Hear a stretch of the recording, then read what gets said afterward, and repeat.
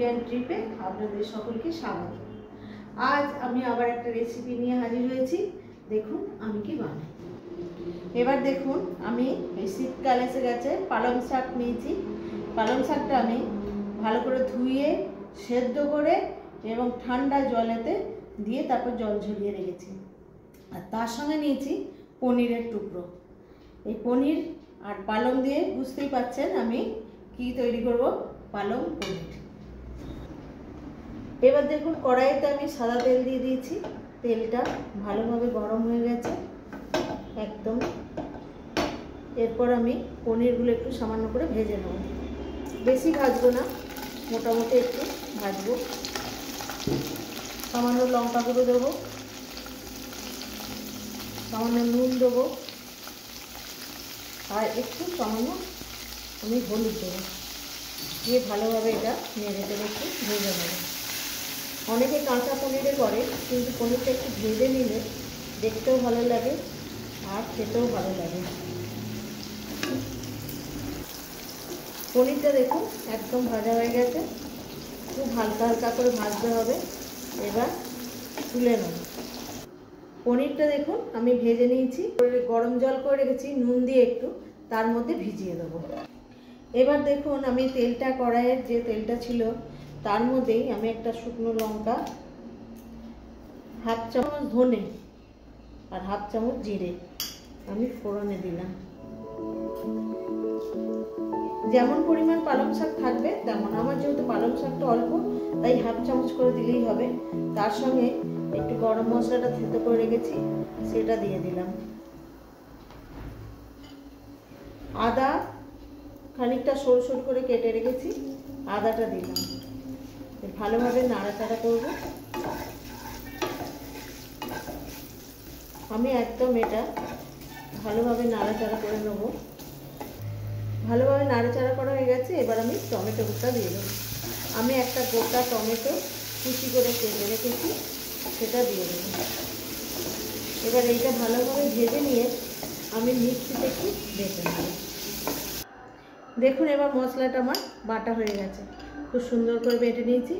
এবার আমি পালং শাকটাকে সেদ্ধ করে রেখেছিলাম সেটা বেটে নেব। পালং শাকটা দেখুন আমরা বেটে নিয়েছি, খুব সুন্দর করে একদম মিহি করে বেটে নিয়েছি। অনেক জল বেরিয়েছে কিন্তু। এরপর আমি এটা রান্না করব, জল ছাড়া কিন্তু বেটেছি এটা। এবার দেখুন কড়াইতে যে তেল ছিল তার মধ্যে আরেকটু পনিরের ভাজা তেল দিয়ে দিলাম। দিয়ে তার মধ্যে আমি একটা তেজপাতা, একটা কাঁচা লঙ্কা চেরা আর একটু ধনে জিরে ফোড়ন দিলাম। ভালোভাবে নাড়াচাড়া করব। একটু আমি এর মধ্যে রঙটা একটু ভালো হওয়ার জন্য কাশ্মীরি লঙ্কা গুঁড়ো দিয়ে দিলাম। সাদা সাদাই পনির হয়, কিন্তু অনেক সময় একটু লালচে হলে দেখতে ভালো লাগে আর খেতেও স্বাদটাও ভালো লাগে, ঝাল ঝাল। এবার দেখুন যে মশলাটা আমি বেটে রেখেছিলাম সেটা দিয়ে দিলাম।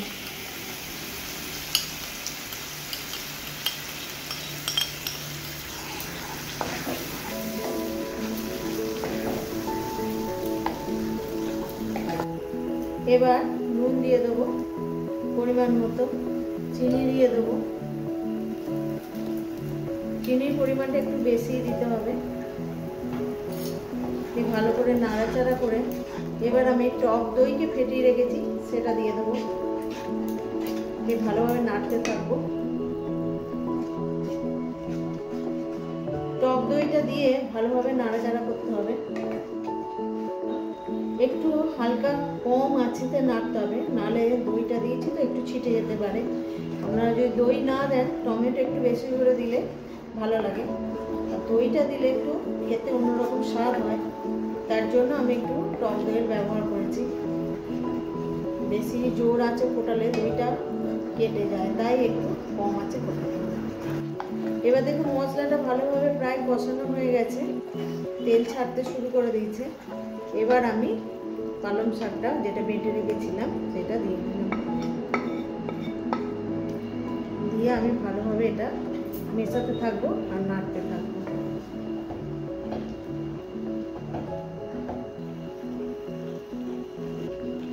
দেখুন একদম পালং শাকটা আমার প্রায় রেডি হয়ে গেছে, শুকিয়ে এসেছে। এবার আমি এই পালং শাকেতে পরিমাণ মতো নুন দিয়ে দেবো। এই মশলাটায় নুন দিয়েছিলাম, শাকের পরিমাণটা কমে যায় বলে সেই জন্য শাকে নুন দিইনি, শাকে এতক্ষণে নুন দিলাম। এবার দেখুন পালং শাকটা একদম শুকিয়ে গেছে, আর কিন্তু একটু জল নেই। এবার আমি পনিরটাকে দিয়ে দেবো, জলে ভিজিয়ে রেখেছিলাম। পনিরগুলোকে দিয়ে ভালোভাবে নাড়াচাড়া করে সামান্য একটু জল দিয়ে ফুটতে দেবো। সামান্য পরিমাণ জল দিতে হবে যাতে পনিরের সঙ্গে পালং শাকটা মাখামাখিটা হয়, একটু ফোটে। এবার আমি এটাকে ঢাকনা দিয়ে ফুটতে দেবো।